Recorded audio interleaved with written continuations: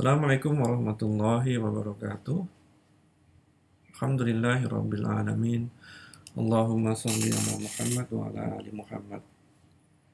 Kita masuk ke tafsir surat Al-An'am ayat 42. Di sini Allah bercerita tentang umat-umat di masa lalu, di mana Allah terus dari hari ke hari berusaha mengingatkan mereka agar mereka menggapai hidayah, tidak terus larut dalam kemusyrikan yang mereka lakukan.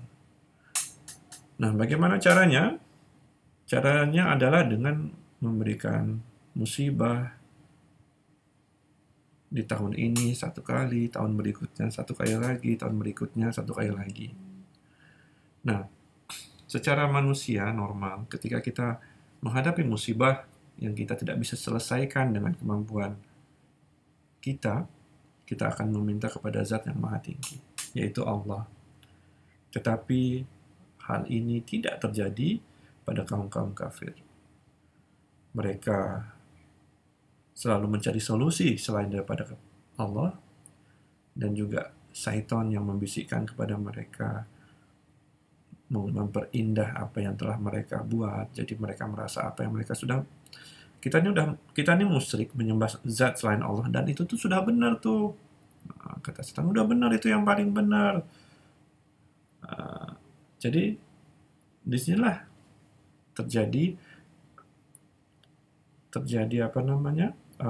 argumentasi bahwa ketika kalian menghadapi musibah, ketika kalian tidak mampu menghadapinya, dan ketika musibah itu selesai dan kalian tidak kembali kepada Allah, maka suatu saat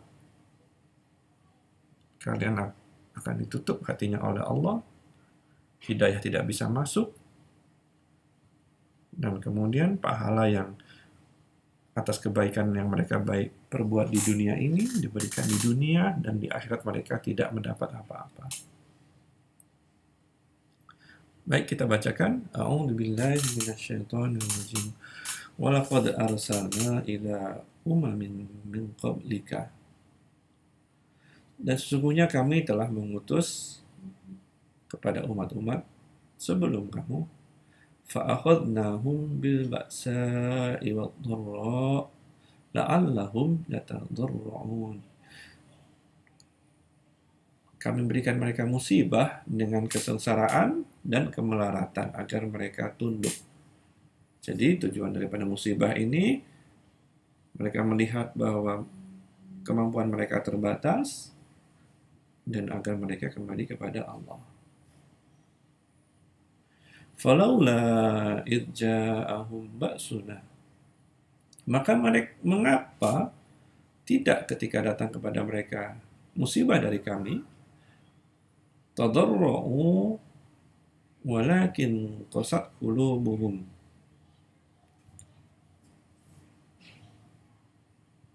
Kenapa tidak ketika musibah itu datang kepada mereka, mereka menundukkan hati, akan tetapi hati mereka menjadi keras, tidak bisa melihat bahwa di balik semua ini ada Allah yang mengatur.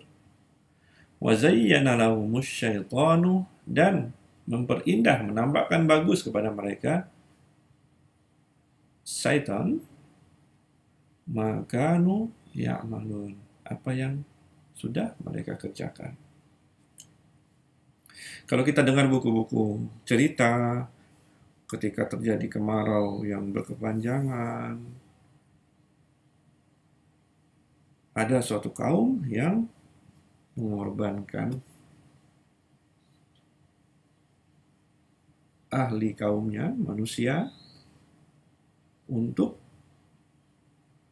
dikurbankan, dipersembahkan kepada umpamanya gunung, dewa gunung. Supaya apa? Supaya dewa gunung ini mencabut kemarau. Nah, kemudian setan memperindah apa yang mereka lakukan. Udah betul tuh caranya tuh. Bagaimana caranya? Suatu saat kebenaran, begitu sudah dikorbankan, darah sudah dialirkan, kemudian terjadi hujan. Cukup sekali aja kebetulan terjadi, dan itu diperindah oleh syaitan menjadi sesuatu yang akan terjadi kalau mereka berkorban. Padahal di tahun-tahun berikutnya mereka melakukan hal itu tidak terjadi apa-apa. Itu cara syaitan untuk memperindah apa yang mereka kerjakan.